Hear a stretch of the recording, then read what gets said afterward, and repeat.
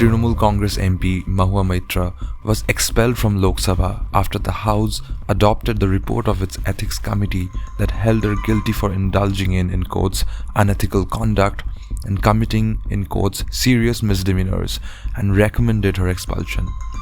While her party has backed her and vowed to fight this issue politically, what is the legal road ahead for her? Let's find out.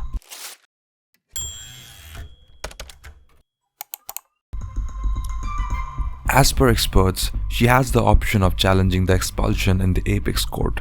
To quote former Lok Sabha Secretary General PDT Achari, he said, "Normally, House proceedings cannot be challenged on the grounds of procedural irregularity.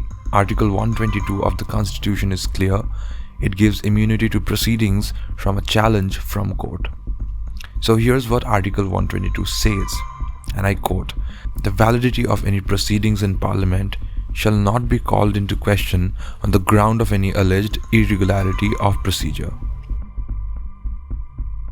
Interestingly, Achari also notes that in 2007 Raja Rampal case, the Supreme Court clarified that restrictions apply solely to procedural irregularities, indicating instances where judicial review might be essential. For context, this is what the Raja Rampal case was.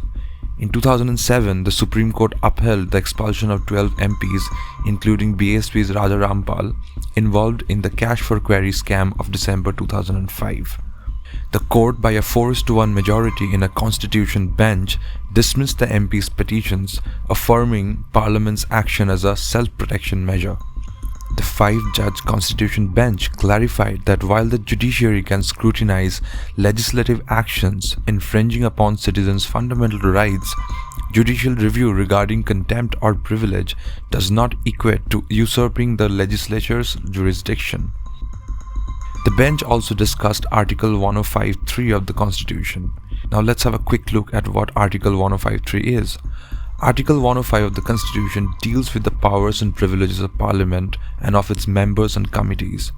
Article 105(3) states that the power, privileges and immunities of each House of Parliament, its members and committees are to be determined by Parliament through law. Until defined by law, they remain as they were before the enactment of Section 15 of the Constitution Act 1978. The court clarified that Article 105(3) of the Constitution doesn't grant absolute immunity to parliamentary proceedings. It highlighted that the enforcement of privilege by legislature is open to judicial scrutiny, albeit within the limitations specified in other constitutional provisions.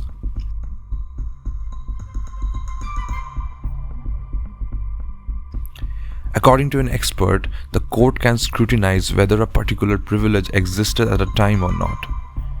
To quote, "If it's a breach of privilege, then the House has the power to expel a member, but the court can see whether the privilege existed at that time or not." So the Privileges Committee and the Ethics Committee investigate or look into the misconduct of a member, see whether that person has brought down the dignity of the House or behaved in a manner which is unbecoming of a member, and so on. Therefore, a proper procedure has to be laid down.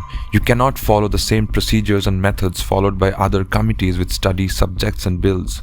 Meanwhile, Moitra has claimed that she was denied natural justice as she was not allowed to cross-examine Darshan Hiranandani, who allegedly bribed her, and lawyer Jai Anand, who originally made the allegations against her.